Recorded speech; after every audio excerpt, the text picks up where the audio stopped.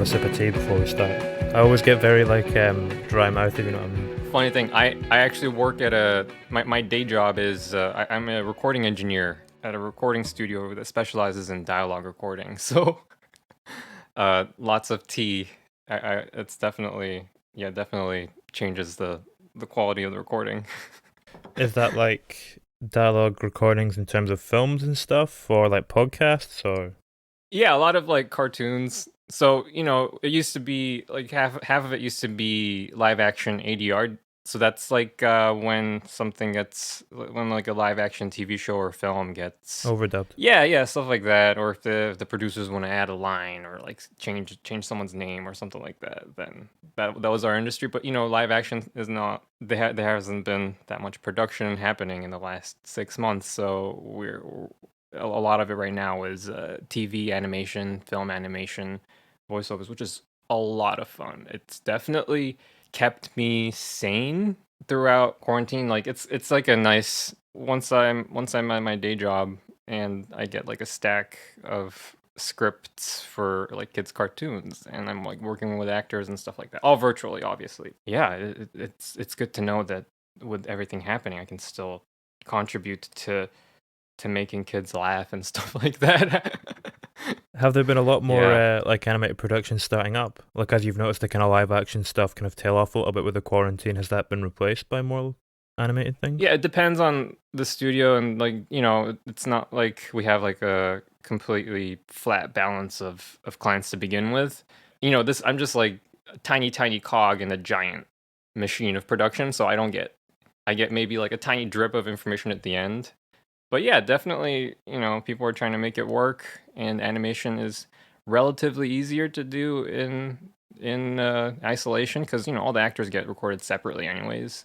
Some of the studios are, yeah, starting to do production for animation more than live action. All good stuff, definitely. It's an interesting juxtaposition, working in like post production and cleaning up audio when the whole thing about house stuff is to kind of get it a little bit rougher around the edges. Absolutely, yeah. That's a good point that you raise, and I've thought about it before too. It's like, yeah, my day job, I have to focus on getting the cleanest sound, the cleanest mixes. Everything has to be up to spec, and everything has to be labeled properly. That's literally the job. But then, like, once I'm done with that, uh, I come home and I just distort the crap out of all my synthesizers and drum machines, and then yeah, I get the best of both worlds. Would you say there's an art to making something sound imperfect? Yeah, it's definitely a good point. Yeah, it sort of like brings me to think about the initial appeal of making something intentionally lo-fi. If you think of music as sort of specific emotions and memories, real life emotions and memories are not always like high def and crisp, and you don't remember things exactly like pixel perfect, right? I feel like when you round off the edges of the sound, sort of to speak, it gives it sort of a more intimate. I'm not sure if relatable is the right word, but I get what you're saying though. It's like you're trying to recreate almost the hazy edges of a memory. Like you're trying to kind of capture that yeah, effect, but in musical form. definitely. So I respect producers who make everything really crisp, and those top 40s are always like got the mix is always crazy good on those things, and like sonically, it's like two different things. Once you shave off sort of like the crisp definition of it, I feel like sometimes it's easier to connect with music. Yeah. It always also like, the distortion, it's not for everyone, I guess. I sometimes I'll scroll through YouTube comments for the tracks that get put up on YouTube, and I'll see comments like, why is this so distorted? Or like, I wish this track had better mastering and stuff like that. But They're kind of missing the point a little bit. yeah, there's like I feel like there's like a pleasing quality to making it intentionally like that aesthetically. It also feels like less confrontational. Does that make any sense? Like Yeah. if I'm hearing like the hi-hats and the cymbals crashing and it just sounds like they're just like right in my ears. Some people like that. I don't always feel like I need that in my life. So, it's subdued, more intimate, like a closer experience. Yeah, it's more chilled out. You can kind of absorb yourself in it a little bit more because it's not constantly kind of coming at you almost. Exactly. Yeah. It's not in your face. You can take a deep breath and still sort of have it, you know. Yeah. Does that impact where you listen to your music then? Like if you're creating it in a certain setting, if it's kind of softer around the edges and not being as confrontational, does that kind of quality to it change depending on where you are and the kind of environment that you're listening to it in? Definitely. It's actually a good point because my background is sort of like, because I have like day job commitments, I'm not always like out playing at clubs, or I was never like, I was more focused on production rather than like performance to begin with. So that's like a huge difference, right? Like if you're making music that has the goal of becoming sort of like something to be played in front of a crowd of hundreds versus like a home listening experience, I always wanted to try to make sure that it's enjoyable in both sort of contexts. I'd like to think that my music can still be enjoyable even if you're not in a huge crowd. If you just pop on the headphones, which is something that I can't say about all the electronic music out there. Does your music take on different contexts as well depending on what's surrounding it? Like if you're playing a set, it'll be surrounded by other people's music as well, right? Yeah, that's a good point. When I hear my tracks come up in other people's mixes, it does definitely sound like, oh, this one sounds a little darker. I don't get too bothered by it because on the whole lo-fi spectrum, I feel like some people are doing it way more than me. I try to aim for a good balance of that, just still enjoyable, still approachable, still some of my tracks better than others, but yeah, it's definitely something that I keep having to think about during production. Yeah, hopefully I don't turn anyone away. Do you, I mean, when you're performing, is it the side of you that's DJing and the side of you that's making the music? Is it kind of coming from different places? Do you have to kind of tap into a different thing for each one? I think so, yeah. For my own releases, definitely like well, actually I was going through my projects folder yesterday. Just in like the course of like the last 6 months, I've started and scrapped maybe like 100 projects. Whoa. Yeah, so if I'm like making a release, I like to focus on shorter like singles and EPs. So that's like 2 or 3 tracks, right? And I like to get sort of like the story in there perfectly in just those 3 tracks or 2 tracks. Whereas, if you're DJing, you get live feedback from the audience, and you can sort of work off of their vibe and choose accordingly. But for production, it's definitely a different mindset. You gotta like perfect it without that like constant feedback or. Are the two or three tracks and like will come together to compose an EP? Are they typically written around the same time, or does it vary? Can they come from quite different periods? Generally, yeah, they're around the same time. I do have some like back and forth, and also like if a release is in conjunction or in collaboration with other artists, and there are like obviously delays, or like if something's going to like physical manufacturing, like vinyl, like that takes forever, right? Because it's got to get mastered, and then you got to get it manufactured.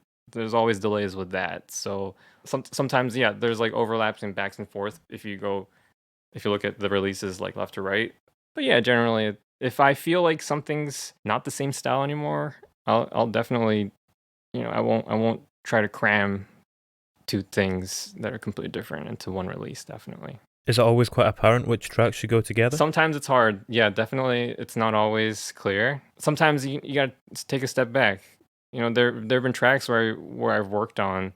The one that comes to mind is "Control" from that EP that I had with computer data.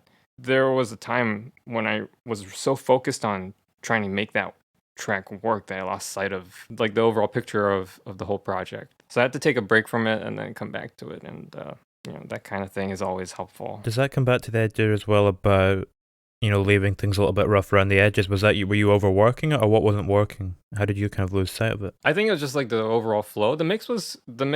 I was never gonna get that mix fine. I'm still not satisfied with it. It's kind of all over the place. The arrangement is something that I always struggle with. A lot of electronic music gets made in loop format, right? Like you're working on an 8-bar loop or like even like a 4-bar loop. It's hard to transition from that into like sort of sculpting like a arrangement out of that. It's something that yeah, it's always a huge step for me. So like hundreds of projects started and scrapped. Most of them I scrapped them before I get to arrange them. Do you ever come back to them? I try, and sometimes the ones that I didn't initially like, I end up liking a couple weeks down the line. Some of the ones that I spend Like they already invest like 10 hours into, like I'll hate like a week later, you know. I'm sure other artists can sort of relate to that. I don't think when I speak to other artists, they a lot of electronic artists, they always talk about, yeah, the arrangement being sort of hurdle to cross. For that EP with computer data as well, did you have his tracks already there? Were you kind of working off of that, or how did that kind of come together with the three from each of you? Well, you know, we had talked about doing something together down the line, and we weren't exactly sure what it would be. But then this opportunity came up with that label, Eyewitness Records. At the time I was sort of bogged down, and I wasn't confident that I could get like a full. They wanted to do something a little longer than 3 tracks, and I wasn't sure if I could get that for them in a way that I would be satisfied with. So I just thought, yeah, I'll just invite him in because we talked about how similar sometimes we can get. So I thought this would be a great opportunity to try to work together. So we talked about some like, you know, things that we could like themes. They weren't so concrete. In the end, I think we ended up making the music separately. At the end of the day, I think it came together pretty consistently. Considering, yeah, How long have you guys known each other when you made that EP together? we had just started talking. We were like exchanging messages on Instagram, and like maybe a few months after we were doing that. Yeah, it didn't feel serious. We're both having fun. I mean, I was pretty happy with it. It did take a little bit of time to actually materialize. Like I said, you know, physical. It was a physical release, so there was definitely a manufacturing delay with that. But yeah, overall, I was pretty happy with it, and yeah. Did your relationship with him, change as a result of working on music together in that way? Yeah, we didn't know each other outside of the music context. I think we started talking only about music, really. Which is kind of weird now that I think about it. We He did visit New York 2019 October-ish, I think. That's kind of when the EP came out, was it? Yeah, yeah. So we only met after finishing that, I guess. Oh, I didn't even think about that. That's a good observation, Alex. Was it one of those weird things when someone is quite different in person to what you expect, like over text and stuff? Because it can be weird sometimes when you first meet You know them what? in the flesh. I gotta say, it wasn't that awkward or anything. We just sort of we it was great actually. We met up in Brooklyn. We went to my favorite chicken and waffles joint. I don't know if you've ever been to New York. Have you been to New York, Alex? I have, 2014, 2014, 2015, a while back. Did you have chicken and waffles here? I don't think I did. Okay. Well, it's exactly what it sounds like. It's just like the super carb heavy meal, just like a huge portions. You know, I don't know. Like, do you have this stereotype of American meals being like huge portions of just like piles Yeah, of like man food? versus food style. Yeah, yeah, kind of like that. So we sat down in front of a giant. Yeah, we just got like plates of waffles and chicken, and we just like sat down, started talking, and I do remember thinking like, oh, I don't know that much about him yet, but this is a perfect setting to get to know him a little better outside the music context. And then like afterwards, or on a different day, I think I showed him around a couple of cool venues that I always like to go to. Now that you mention it, it was not like a conventional way of like getting to know someone, but in the end, it wasn't like awkward or anything. And yeah. Are you quite similar, do you think, as people? That's a tough question because maybe sometimes his music comes from a much more directly emotional place, I think. Whereas sometimes I think, although I do try to strive for that, I'm not always as good as it at it. A lot of my music sometimes just comes from imagery. You know, I'll think of a scene. For example, one of my favorite tracks that I was able to produce this year was Island After Dark, and it was just a scene. I was in Japan, and I was sort of alone on a beach at night, and it was just like this serene scenery, and it just got imprinted into my mind so heavily. And then so but versus like Brett, I feel like he's able to sculpt music from like very complex emotions, and there's sort of a difference there, definitely. Did you know when you were in that moment in Japan that that was going to be something you were going to draw from? Did you have a sense of that at the time, or was it something that very much emerged upon reflection? You know what? Yeah, definitely. It felt special, definitely. You could see lights in the horizon, just like the sound of the waves. And I saw like a couple of other people once my eyes adjusted to the darkness. I just saw like random people just sat down on the beach, just staring off into the distance, and it was just yeah, it was something that I definitely didn't have a specific emotion attached to yet, but just the imagery was just so striking to me, and yeah. Do certain visuals feel synonymous with the music and the kind of sounds that you made you feel? Because I guess mercury vapor as well, that's another one that I'm kind of thinking of. That idea of that kind of lamp and that hazy stuff again kind of ties in with the kind of loose edges of the music. I think so, yeah. That's I try to sculpt the sounds from it. So, I guess if you thought like, oh yeah, this could sound like mercury vapor, then I guess that's that means I was able to do it. How does that factor into 96 Cavalier and Herbie then, the two kind of car songs? Ooh. Yes. First of all, I'm a huge car nerd, if you hadn't noticed. Herbie actually it's about Herbie Hancock, not the car, but 96 Cavalier, that's a story. Flashback sort of like I was born in Japan, but when I was 5 or 6, our family moved to Ann Arbor, Michigan in the US because of my dad's job. And, being 5, I was like, all right, let's do it. I don't have any clue of what's going on around me. I didn't speak English, but there's like certain memories or like certain realizations about this country that I vividly remember. Okay, like breakfast cereal. I'm sure you guys have like similar brands like over in Europe, but it wasn't something that I was exposed to that much in Japan. I was like this sugary, colorful mess: Fruit Loops, Frosted Flakes, Cookie Crisps. The Cookie Crisps are just like chocolate chip cookies that you pour milk Yeah, yeah, into, yeah, yeah. and it's Beautiful. it's breakfast. And five-year-old June was like freaking out, and everything when I turned on the TV and went to like the cartoon channels and stuff like that. Everything was colorful, and the commercials were loud, and all the kids were freaking out about all the newest toys, and everything was completely to the extreme. I'm not sure if this coincides with sort of like your impression of America, but I was blown away by that. The 5-year-old June was blown away by that. So where I'm going with this is my mom got a Chevy Cavalier. I don't know if you guys had that in over in Europe, but Nah, it's like sort of they're a not too big here, kind of Chevy.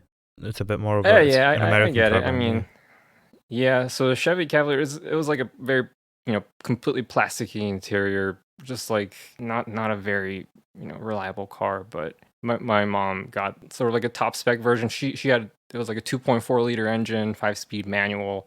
It was pretty good. I think I felt like it was fast sitting in the back seat. So anyways, she would like rev it so hard. She would like take it up to like the red line in first gear, skip second gear, and then just like go straight to third gear. She would like regularly leave tire marks at traffic lights and stuff like that.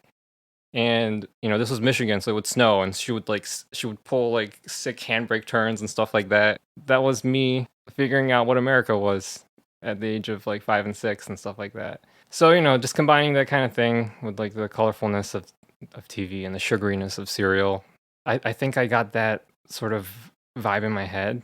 Slightly nostalgic. If I remember how I produced that track, it was like starting off with those with like a warm sort of pad sounds, and then those vocals. I think I took a few vocals from like random sample packs that sounded really poppy and in your face, and I just cut it up, put choruses on it. The bass line's kind of silly. Yeah, it's like a complete nostalgia trip.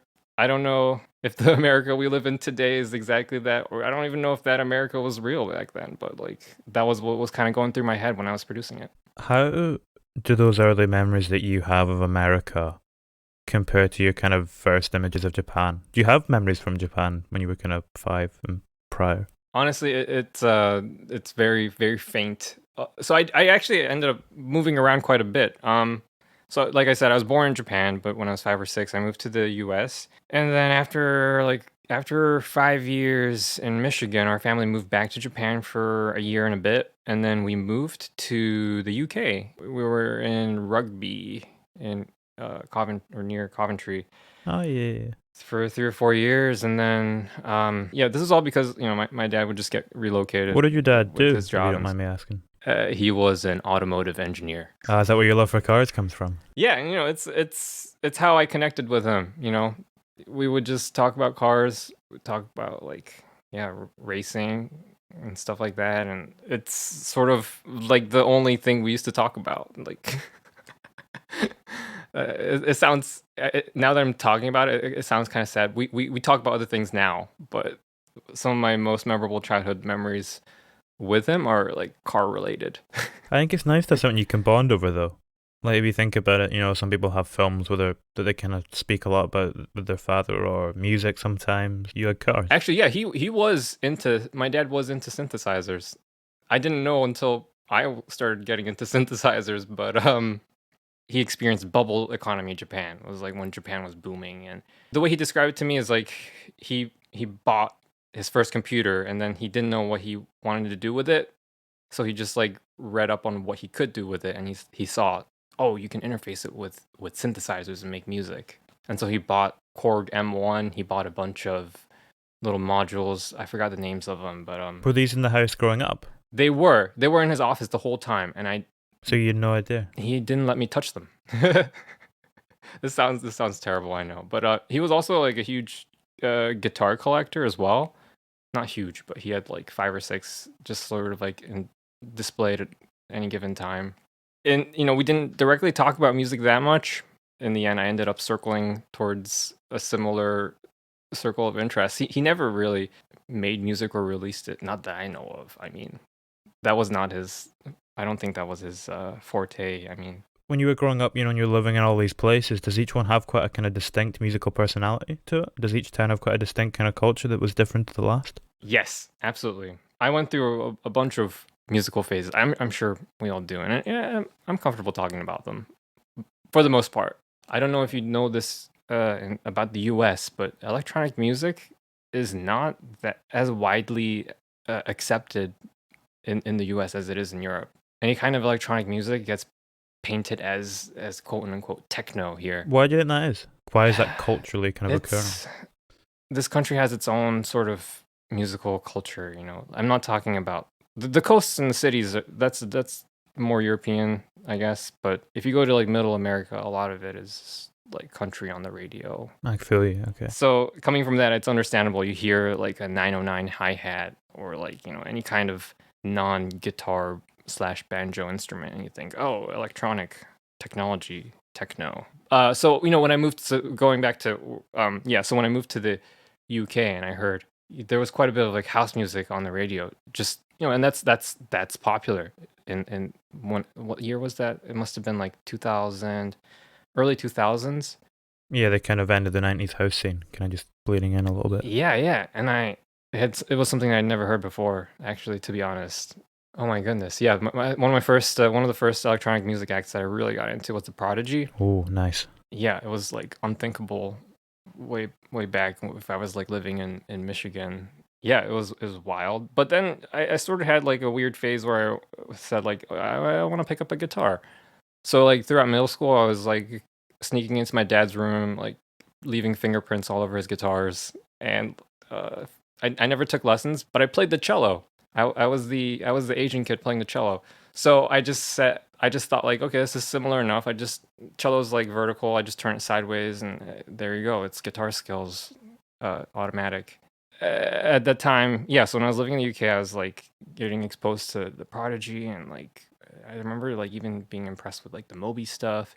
And then like I was getting, and then I started wearing skinny jeans, and I started like playing guitar, and then I started to like I remember like being a huge fan of Arctic Monkeys and stuff like that too. Yeah, that must have been like the indie boom, was it? The kind of mid 2000s, like all those bands kind of coming out. I got into that as well, and then when I moved to Germany, I actually I was in a band. I played the guitar in a band with some of my friends, so that was fun. It was kind of like a mishmash of those things because we were we had like the guitars and the bass and like acoustic stuff, but they let me bring in my guitar, and I would just like play synth lines on top of that. And that's kind of when I started making music, actually, like producing, because we would just one of us got like an iMac, and it came with GarageBand, and that was the craziest thing for us. Just like messing around in Apple loops and like all those really cheesy preset sounds, and we just spent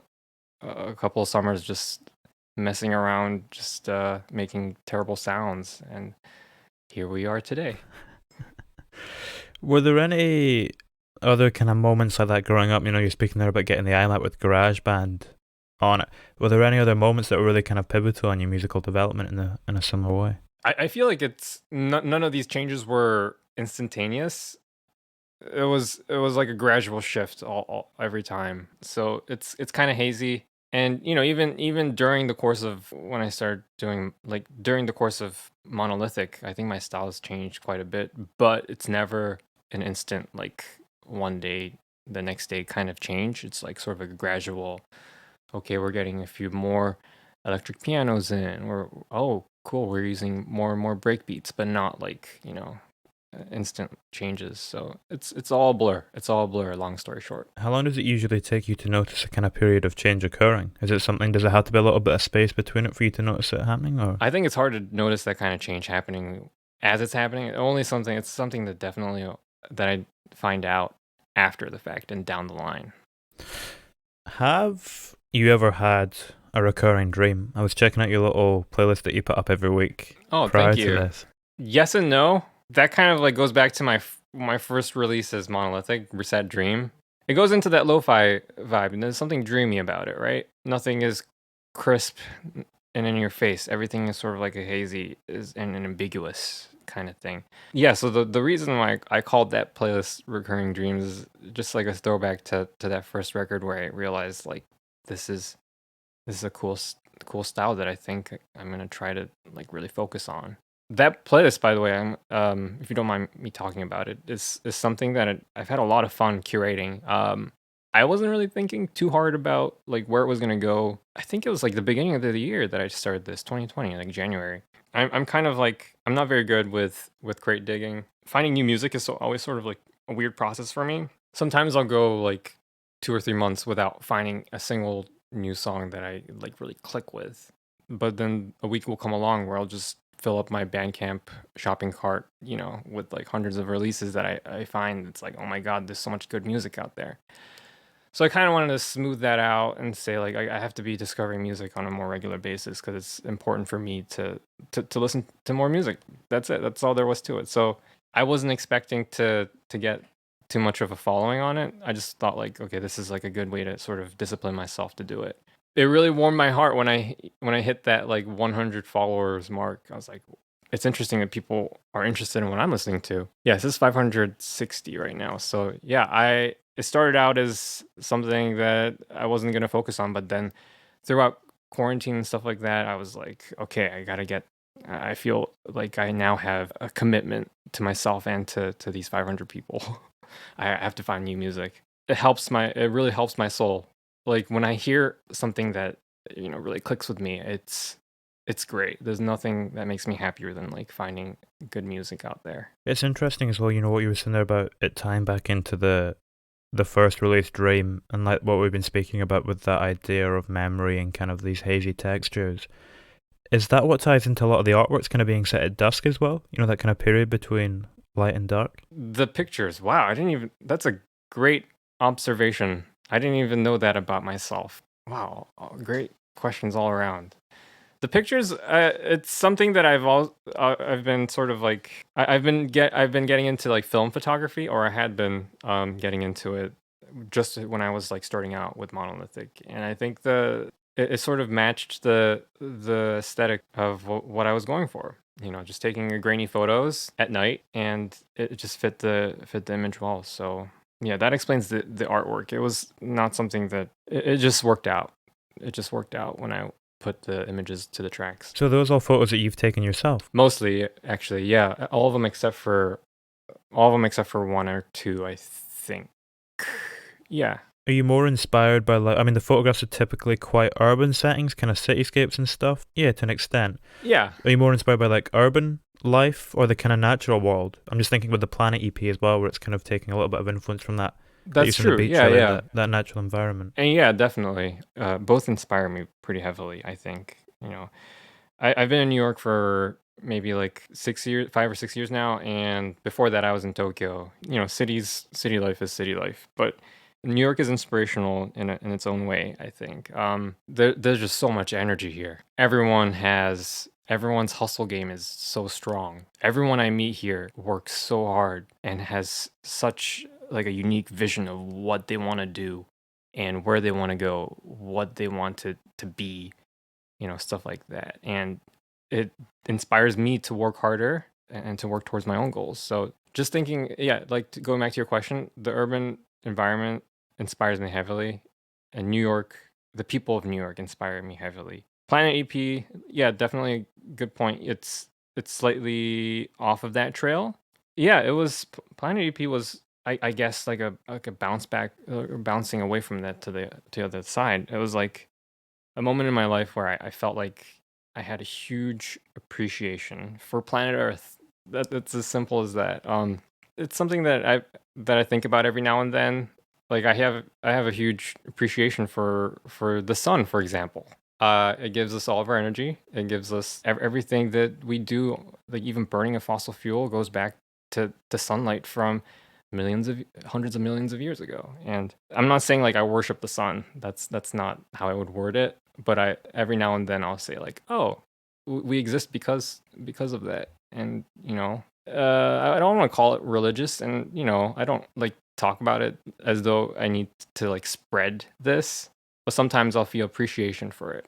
And I think that's where Planet EP came from, definitely. I just thought about just how lucky we are to be at this perfect distance from the sun to like support this much vegetation and have this much vibrant life. And I was in awe of that. And I think I captured that kind of in the music, having sort of like vibrant synth textures all around, and then having sort of like even in the arrangement having sort of like an uplifting bit and like sort of like a dark breakdown, and then going back into sort of like the uplifting bit, like as though it was like a trip or like some kind of like flight through vibrant forests into like an underwater section, and then back above ground and like lush jungles of forest and fauna.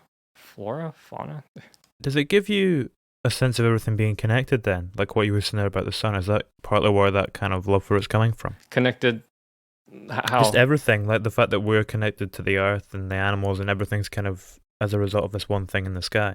I don't want to make it sound too spiritual, but yes, we are connected, and I'm like very appreciative of it. Does that? So like going back to how I grew up, I was born. My parents are 100% Japanese, and they kind of grew up closer to the countryside, so they share a lot of like folklore, not folklore. What's the word I'm looking for?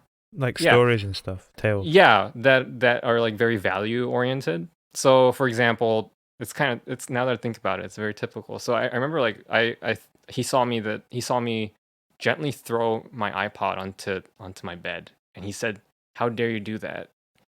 Like that iPod, you need to appreciate that. Everything has a right to exist.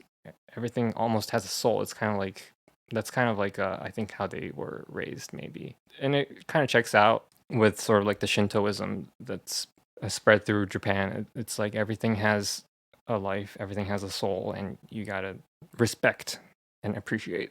Did you find those values clashing then when you came to America, which is kind of seen as this big soulless, capitalist corporate behemoth of a country? uh, a little bit, actually. A little bit. You're spot on right there. Yeah, I think I found a good balance between the two. It's something that I never thought about when I was just like growing up, but there are definitely parts of me that really lean heavily into sort of Japanese values, I guess. Do you find it's quite useful when it kind of comes to the stresses that are typical of the modern world that we kind of inhabit? The opposite. It's terrible. Stress you out a little bit more. Like let me paint an example. Like, right now with COVID-19 happening and everything, it's tough, you know. I'm sure if you keep up with the news, like the past Wednesday, the U.S. hit a huge milestone and well, a terrible milestone. There were 3,000 COVID deaths in one day. That's more than the number of people who died on 9/11 in one day, and it's happening like every day. The reason I mention that is because the whole mask wearing thing in the U.S. I don't want to make this episode too topical, but like there was a moment where I felt like I was losing control. I was having a hard time figuring out like why is it so hard for people to just shut up and wear a mask?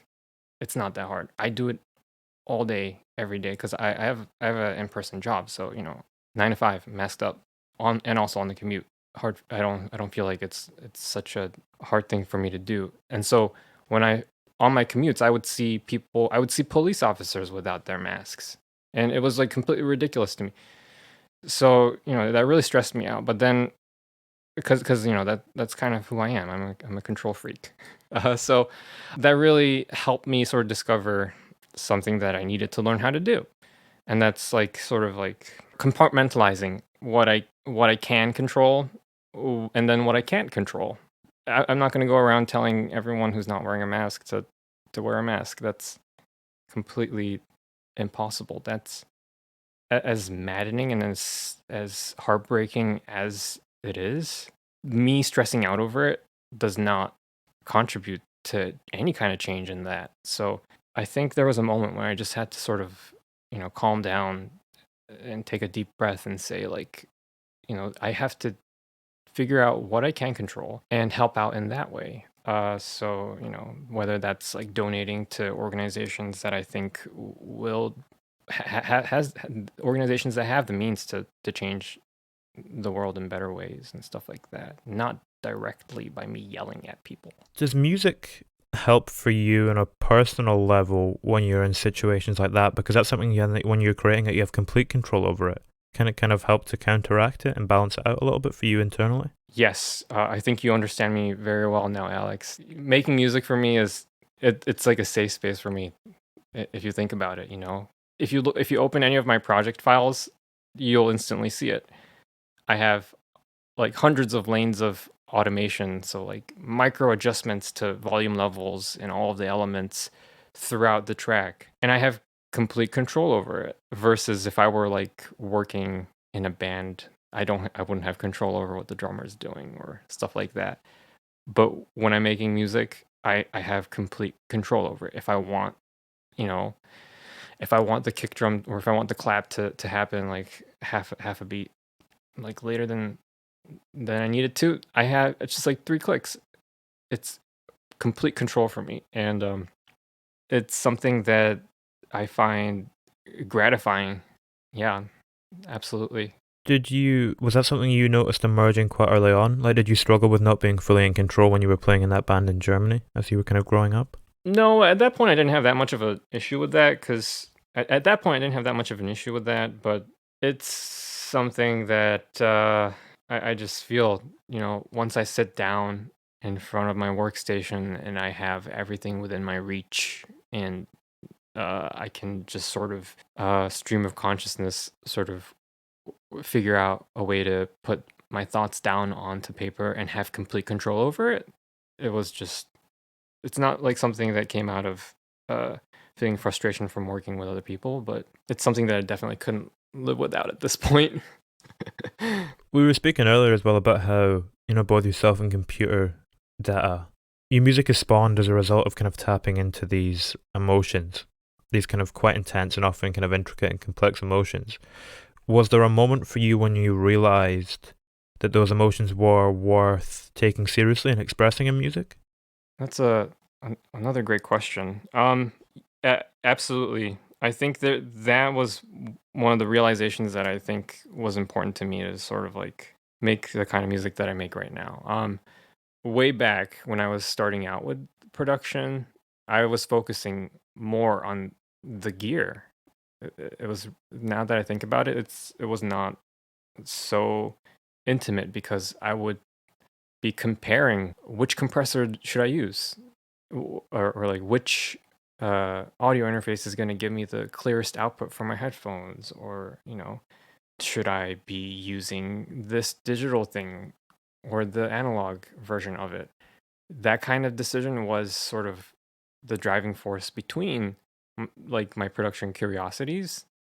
Like I was doing it to satisfy that kind of exploration. When I listen to the tracks that I was making back then, it's really apparent. Everything is sort of like on the grid. Like I never physically inputted anything on the piano control or the MIDI controller. It was all robotic in a sense, and I was just trying to do technical things. And I wasn't clicking with it myself. I think that was a turning point for me, sort of like figuring out music is not about that. Like that's peripheral. It's important, sure. You got to maintain good gain structure, and you got to like keep your sessions organized and whatever. Sure, that's important too, but it's peripheral to that shouldn't be the main focus of music production. And I think once I realized that, and I started to sort of, really focus on, instead of like, making complex chord sequences just for the hell of it, I would think like, what kind of story do I want to tell with it? What kind of emotions do I want to invoke? What kind of like, what am I thinking about myself? I think even in the monolithic stuff, I find that even between Reset Dream, my first EP, and Alone with You EP, my second EP, I think even between those two, there's like a huge difference. Like when I was doing Reset, the reason why I call it Reset was because like I had been making music for 2 years without any releases at that point. I had like just shut down my last project, and I was like not releasing anything for 2 years, and I got so anxious about what I was gonna do next, and like it became ridiculous. So I just like one day I just got fed up with myself, and I just thought I have to face this anxiety. I gotta close my eyes and just hit release on Bandcamp and just put it up on streaming services. And I think that was more of like a technical, like I gotta start this kind of thing. But then like once I realized that people were listening to that, then I had a chance to sort of like for Alone with You EP, it was like I had that relief. I had a chance to sort of like calm down and think about like what music meant for me, the emotions that I wanted to convey. So that moment, yeah, really really turned my productions around.